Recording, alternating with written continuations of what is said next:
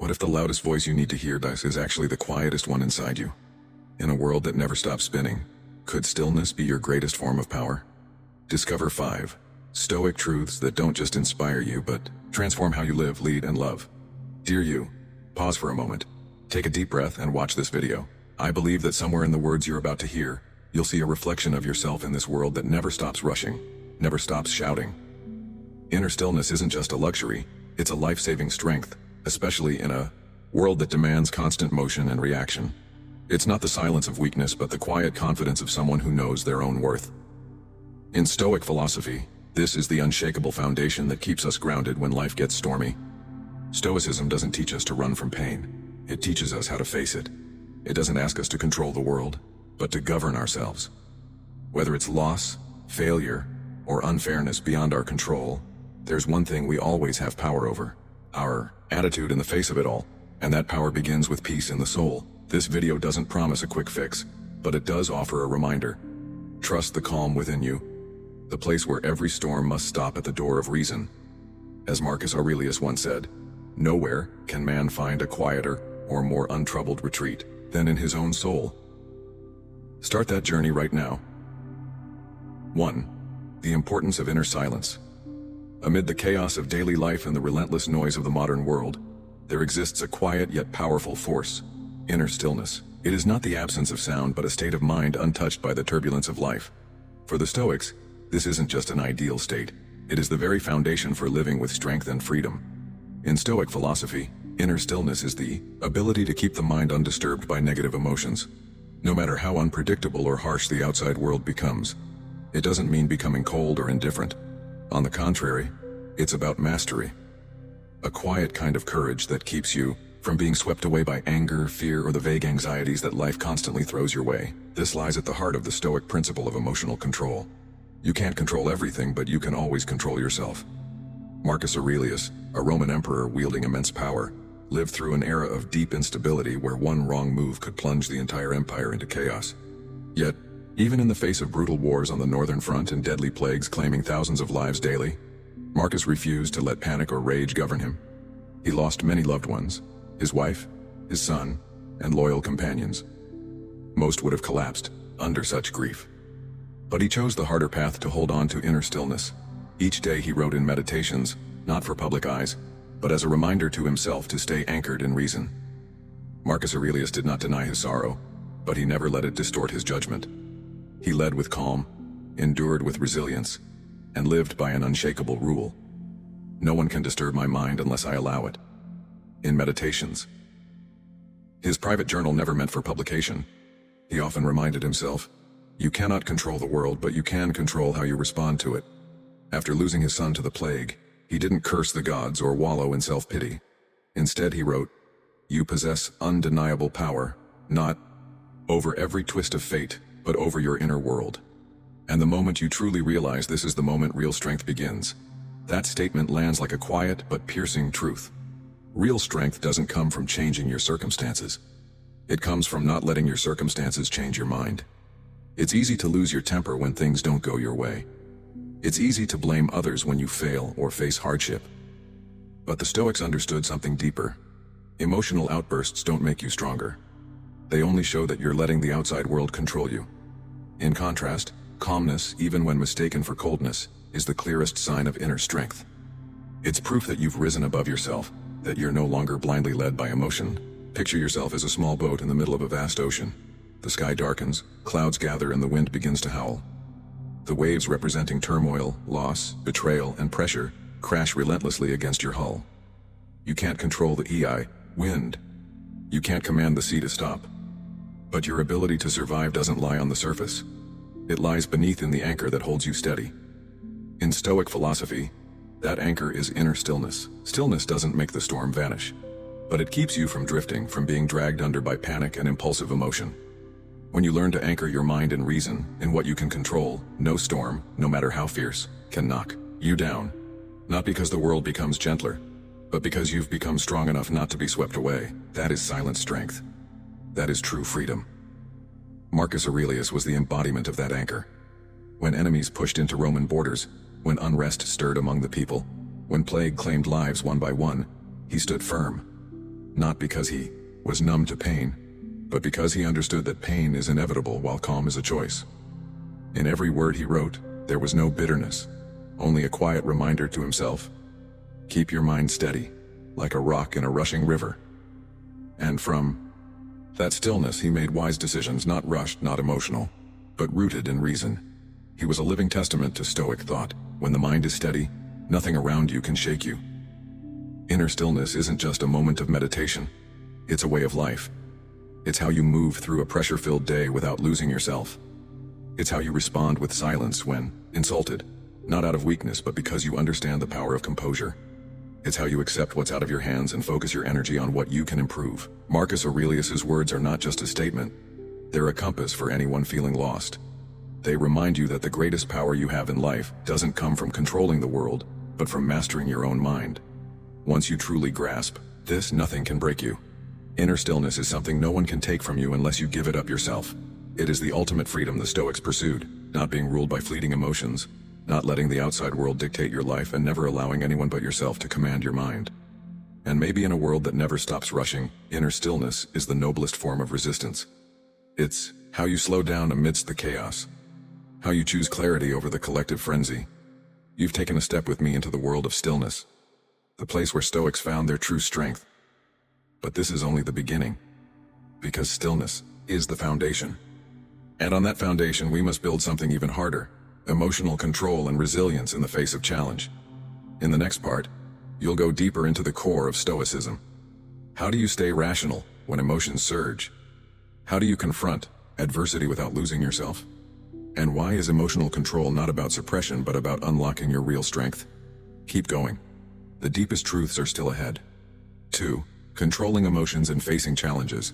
A man who was once a slave whose every move was controlled by others would go on to become one of the most influential philosophers in human history. That man was Epictetus. He had nothing. No possessions, no power, not even freedom. But he held something far more valuable than all of those: inner control. Epictetus taught that in every situation, there is one thing you truly own: your response. Insulted, tortured, humiliated, he remained calm within because he understood that emotions don't come from the outside. They're something you choose to nurture from within. From Epictetus' story, we arrive at a central principle of Stoic philosophy. Emotional control is the gateway to inner freedom and lasting stillness. This philosophy doesn't deny emotion. It challenges how we respond to it. You can't stop anger from arising, but you can decide whether to act on it. Stoicism teaches us that emotions are signals, not commands. To live this out, ancient Stoics used tools that seemed simple, but were incredibly powerful. Contemplative meditation, self-examination, and the dichotomy of control. These techniques help us step outside the storm of emotion to observe our minds like an outsider watching a rushing river, rather than being swept away by it. Picture a morning in the life of Marcus Aurelius, the emperor bearing the weight of a vast Roman Empire. Wars rage at the borders. Political schemes unfold within. Betrayals come from those who once swore loyalty. An empire was slowly crumbling. Fragments of power slipping from his hands. Every decision he makes could mean life or death for thousands. Yet instead of rushing to command or convene a council, he chose to sit quietly in a modest room, open his small notebook, and write a few reflections and meditations. He doesn't write for history. He doesn't write for anyone else to read. He writes for himself to remind himself to stay calm, to do what is right, and to remain steady in the face of glory and disaster. In that moment, Marcus is not just an emperor, he is a man training his inner life. Amid chaos, he seeks stillness. Pause and reflect on this. When someone criticizes you, insults you, or misunderstands you, your natural first reaction might be anger, hurt, or the urge to strike back. But if you can take just a moment, just one moment, to slow your breath and ask yourself, where is this reaction coming from? Is it helpful? Can I choose a different response? Then you are no longer a victim of emotion. You're becoming the master of your response, refusing to let circumstances define who you are. Stoicism doesn't ask you to suppress your emotions. That would only break you down. Instead, it trains you to observe them, understand them, and let them pass without reacting impulsively. Anger can flare up like a fire. If you don't feed it, it dies out. But if you throw more negative thoughts into it, it burns hotter. The Stoic chooses not to fuel that fire, allowing it to fade on its own. Practicing daily self-observation is a way to keep the mind balanced. Seneca, in his letters to Lucilius, described how he ended each day. He would sit quietly, review every action, every thought, and ask himself, did I behave today in a way worthy of reason? Did I let emotions lead me? This was a form of reflective meditation, one that helped him correct himself without self-blame, to observe without judgment. And here's the remarkable part. You can do this too right now, even on your worst day. When a coworker criticizes you unfairly, when a loved one says something that hurts, when you feel lost or off track, you don't have to scream, walk away, or pretend you're fine. You just have to stay with yourself. Take a deep breath. Notice the emotion rising and quietly choose your response from a clear, steady mind. That is true stillness. It's in that exact moment that you are living the spirit of Stoicism, not driven by emotion but guided by reason. And in that moment you are stronger than anyone who's losing their temper. The ability to stay silent when needed isn't a weakness.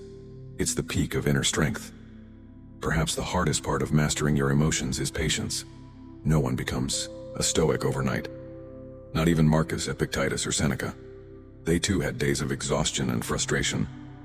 But they kept returning to themselves. They didn't give up on their own minds. They understood that stillness is a habit, not a moment. And for us living in a world overwhelmed by social media, negative news, and a relentless pace of life, that stillness is more precious than ever. Because when you learn not to react impulsively, you begin to see more clearly who's really in control, your emotions or your reason. When others shout, you choose silence. When everything falls apart, you choose calm. When emotions surge, you choose to observe. And when you can do that, you're no longer someone shaped by circumstances, but someone shaped by strength. In the end, let's once again listen to the words of Epictetus, a man once chained in body but never in spirit. It's not what happens to you, but how you react to it that matters. What happens to you does not define your destiny. Your reaction is what shapes who you become. 3. Accepting the truth of fate and the uncontrollable. We often have a tendency to hold on tightly to everything. We make plans, we set expectations, and we worry. Every small shift in the world around us stirs our minds. But the truth is, no matter how smart you are or how well prepared you try to be, there will always be things beyond your control. A sudden illness, an unexpected loss, a door that closes for no apparent reason. Stoic philosophy doesn't tell you to give up or turn your back on life. On the contrary, it teaches you to draw a clear line. What you can control, and what you must accept. And it is from that very distinction that one of the core ideas of Stoicism emerges. Amore fati, which means to love your fate. Amorati is not about reluctantly accepting whatever happens. It is the art of looking at adversity with calmness, even gratitude. Because everything that happens, whether good or bad, is raw material for forging a stronger inner self. Without pain, without challenge, there is no real growth. We can learn this from the life of Marcus Aurelius, the great Roman emperor who held power in his hands but carried solitude in his heart. Throughout his reign, he faced not only relentless wars, but also plagues, rebellions, and betrayals from those closest to him. Yet in every line of his journal, Marcus never cursed his fate. He wrote to remind himself of an unchanging truth that we cannot control our circumstances, but we can control how we respond to them. One of his most famous quotes is, "A blazing fire makes flame and brightness out of everything that is thrown into it. A strong fire turns everything thrown into it into light and heat." And so it is with the inner life of someone shaped by Stoic principles. Every hardship becomes fuel for growth, for deeper self-understanding, for moving forward without breaking. They don't run from suffering. They don't deny reality. They look it in the eye and ask themselves, what can I learn from this? The truth is this: inner strength is only truly revealed in adversity. If life were always easy, would you ever get the chance to see how resilient you really are? Probably not. That's why Amorati is more than just a philosophical concept. It's a way of life. It's choosing to believe that everything happens for a reason, and that reason is to shape you into someone deeper and stronger. But to love your fate, you first have to let go of the habit of trying to control everything.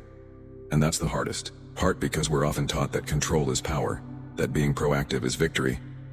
Yet the more tightly we grip certain things, the more they slip away, like health, like love, like validation from others. The Stoics never gave up on effort, but they understood the line between trying and clinging. They gave their all to what was within their reach, and then let go gently of what wasn't theirs to hold. Epictetus, a man who once lived as a slave, said, "There is only one way to happiness, and that is to cease worrying about things which are beyond the power of our will." Only when we stop worrying about what's beyond our control can we truly be happy. Inner peace starts there. The moment you stop fighting reality and start moving with it. Imagine you're rowing a small boat alone in the vast ocean. At first, the sky is clear, the water calm. You feel confident in control. Then suddenly clouds roll in. Winds rise, waves crash against your boat. You can't stop the storm. You can't ask the sea to be calm just because you're not ready. In that moment you have two choices. Panic and resist what's happening, or stay calm, watch the current, adjust your sail, and keep moving forward. A skilled sailor doesn't try to change the weather. They learn to read it, understand it, and accept it as an essential part of the journey. Your life is the same. Hardship isn't there to stop you. It's there to forge you, to teach you how to steer your life with courage and clarity. When you stop complaining about the size of the waves and start believing they're carrying you farther, you begin living with a stoic mindset, calm, adaptable, unshaken. Accepting that you can't control everything isn't a weakness. On the contrary, it's a sign of wisdom and growth. When you stop wasting energy fighting the impossible, you'll find you have more strength for what truly matters: resilience, integrity, gratitude, and composure. And from that place, a special kind of stillness will emerge. Not mere silence, but a deep inner peace. It doesn't seek approval from the world, nor does it depend on praise or external conditions. It's the place where you can pause, take a deep breath, and say to yourself, everything is unfolding as it should, and I'm okay. None of us can avoid the unwanted, but how we respond to it defines who we are. The truth is, you don't need to conquer every situation. You just need to make sure the situation doesn't conquer who you are. Love of fate. Amorati is not resignation. It's the bravest way to live. It's the declaration. I'm willing to walk this path to the very end with everything that comes, and I will make it all a part of me. When that happens, no matter how wildly the world spins, you can stand still at the center of the storm because the stillness within you is deep enough to absorb the chaos. What do you think about the philosophy of Amorati? Have you ever had a moment when you were forced to accept what you couldn't control? Share your story in the comments. I'd love to hear your perspective. And don't forget, the stillness you're searching for might have been there all along, right within you. 4. Focusing on the present. We often live in two unreal realms, the past and the future. One holds memories we can't change. The other contains predictions that haven't happened. Both pull our minds away from the only thing that truly exists, the present moment. In Stoic philosophy, returning to the present isn't just healthy advice. It's a mental discipline where the mind is trained to remain anchored in each passing moment. To the Stoics, time isn't something that simply passes. It's something we're responsible for using wisely. Epictetus once said, "Man is not worried by real problems so much as by his imagined anxieties about real problems." That quote is like a mirror reflecting our inner world today. Most of our worries don't come from what's actually happening, but from how we imagine it in our minds. An unanswered email, an upcoming meeting, or an old memory we thought had faded. Of these can pull us off track unless we're mindful enough to return to the present. Inner stillness cannot exist if the mind is clinging to the past or chasing down the future. And so peace doesn't live in someday or once upon a time. It lives only in the moment you're breathing right now. To reach that state, Stoic philosophy doesn't stand apart from practice. On the contrary, it's closely connected with practical methods like meditation and self-reflection. Marcus Aurelius, both emperor and philosopher, wrote in his journal daily, not to remember but to remind himself to be present, to reconnect with his core, and not to get swept away by ambition, anger, or others' expectations.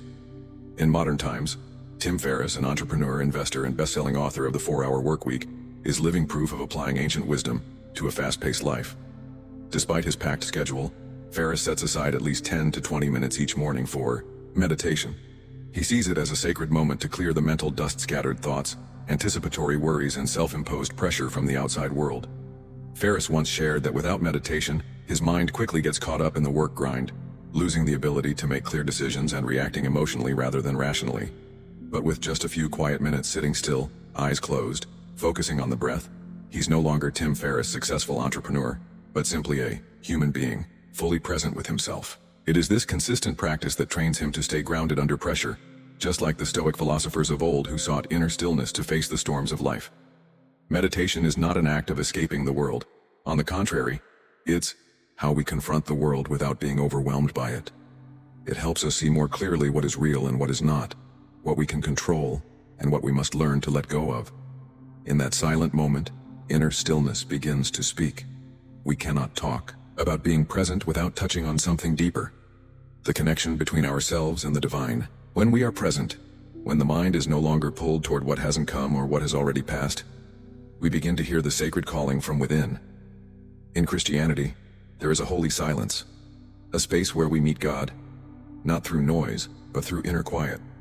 When you're silent long enough, when you pull away from the busyness of daily concerns, you begin to realize God is never silent. We're just too loud to hear him. Being present isn't just a spiritual habit. It's a sacred invitation to return to yourself. And in that place you find the image of the one who created you. Living in the present doesn't mean living carelessly. It means living with full attention, full heart, and full trust in the moment unfolding before you. Because only when you are truly present are you truly alive. Nothing ever happens yesterday or tomorrow. Life only ever happens now. When you focus on the present, you also focus on moral responsibility. Not chasing vague desires, not blaming the past, not fearing the future. You're living as an awakened person, someone who chooses to live, not just exist. This is why inner stillness cannot exist without presence. You can't hear your soul when your mind is racing toward what's next. You can't meet God when your heart is crowded with worry and doubt, and you can't live a meaningful life if you're not truly here for the life you're living. Focusing on the present is the root of inner freedom. It is the key that unlocks the cage of what if and if only, allowing you to live a life where you're no longer running from yourself. And if you're tired, lost, or searching for something lasting in a world that keeps shifting, start with a breath. One breath is the present. One breath is life. One breath is the reminder that you are still here and you can begin again. 5. Applying Stoic philosophy to everyday life. We grow up in a society that encourages competition, where the louder voice is often assumed to be right, where speed is valued more than stability. But ironically, it is precisely when everything around us becomes chaotic that what people long for most is inner peace, a quiet space wide enough for us to truly hear ourselves. Stoic philosophy was born thousands of years ago, yet it has never lost its relevance. With core principles like self-control, accepting what cannot be changed, and training the mind to stay steady amidst external circumstances. Stoicism is not just a philosophical theory. It is a way of living, especially in the modern era, where job stress, social pressure, and broken relationships can easily leave people feeling lost and disoriented. Stoicism becomes a compass, guiding us back to ourselves. When we say believe in the quiet within, it's not just a call to seek a peaceful place to rest. It's a reminder that true resilience doesn't come from avoiding challenges, but from the ability to stay still in the midst of turmoil without being swept away.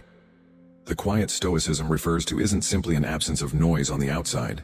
It's a calm, grounded, unshakable steadiness within the mind. It's something no one can take from you as long as you know how to keep it. Marcus Aurelius, a great emperor and one of the most prominent Stoic philosophers, lived through war, political scheming, and immense responsibilities. But instead of letting himself be consumed by worries, he chose to write personal reflections each night as a way to purify his soul. In Meditations, he wrote, "You possess undeniable power, not over every twist of fate, but over your inner world. And the moment you truly realize this is the moment real strength begins." This isn't just a comforting quote, it's the core of Stoic thinking. We can't change the world, but we can always change how we perceive it and how we respond. When work stresses you out, you don't need the world to soften. You need a mind strong enough not to overreact. When someone hurts you, you don't need them to change. You need enough stillness not to let that pain control you. That is the quiet within we need to believe in and build every single day. The development of inner stillness doesn't happen overnight. It is the result of a series of conscious, consistent actions. Starting from the smallest things, waking up in the morning and spending 5 minutes without touching your phone. Instead, sitting quietly and observing your breath before reacting to someone. Pausing to ask yourself, will this reaction be helpful? Every night, instead of complaining about what you don't have, asking yourself, when today did I manage to stay calm? This is the kind of mental training that Stoicism emphasizes. Epictetus, a philosopher who was born into slavery, once said, "It's not what happens to you, but how you react to it that matters." In today's world, where constant comparison is the norm, from perfect images on social media to inflated definitions of success, it's easy to lose ourselves in other people's expectations. Stoic philosophy tells us to pause, turn inward, and ask, what do I truly need to live fully? The answer is often simple: a mind that is not disturbed by what it cannot control. And that is why inner stillness is so trustworthy. Because it doesn't come from the fleeting nature of circumstances, but from the solid foundation you build through each day lived with intention. Challenges like losing a job, conflict with loved ones, or the sting of failure, no one is immune to them. But when you train your mind not to react impulsively, not to be pulled by emotional currents, you begin to reclaim control over your life. In the modern workplace, where deadlines stack up and expectations weigh heavily, The person who can remain calm under pressure holds the greatest advantage. Not because they are better, but because they do not let fear and anxiety dictate their actions. Stoicism doesn't teach you to escape work. It teaches you to face it with a clear mind, knowing what is your responsibility and what is not worth holding on to. In complex social relationships where people are easily hurt by misunderstandings, unmet expectations, and lack of connection, Stoicism encourages you not to try to change others, but to change yourself. Love without expecting anything in return. Give without needing to be understood. Because when your soul holds enough stillness, you no longer need anyone to get you in order to feel whole. Believing in inner stillness is not an act of surrender. On the contrary, it is one of the most courageous and proactive things you can do in this era. Because when you are no longer shaken by every wave from the outside world, you begin to see the ocean within yourself deeper, wider, and more peaceful than you ever imagined. And when you learn to live like Marcus Aurelius, writing a few lines each day to remind yourself what truly matters, learning to observe your emotions without being ruled by them, learning to stay silent when silence is the highest expression of wisdom, you are not just living by Stoic philosophy, you are living a free life. Because in the end, the greatest freedom is not the freedom to go wherever you want or do whatever you wish. It's the freedom from the turmoil within your own mind. It's when you no longer chase approval, no longer fear loss, and are no longer crushed by a single criticism. It's when you find strength where no one looks in the quiet stillness within you. And that is exactly where you are strongest. Thank you for staying with me until the end of this video. Together we've explored the 5 core principles of Stoic philosophy: the value of inner stillness, emotional control, accepting what's beyond our control, living fully in the present moment, and finally applying Stoicism to daily life. The central message I want you to carry with you is this: believe in the quiet within. This isn't just a beautiful phrase, it's a way of life, a kind of inner compass that helps you stay grounded through upheaval, calm in the chaos, and strong, even when no one is watching. What about you? In your toughest moments, have you ever found that quiet space within yourself? Share your experience in the comments. I'd truly love to hear your story. If you found this content meaningful, don't forget to like, share, and subscribe to the channel so you won't miss future videos on Stoicism and personal growth. I'll see you in the next video, where we'll continue the journey of finding strength from within, no matter what the world outside looks like.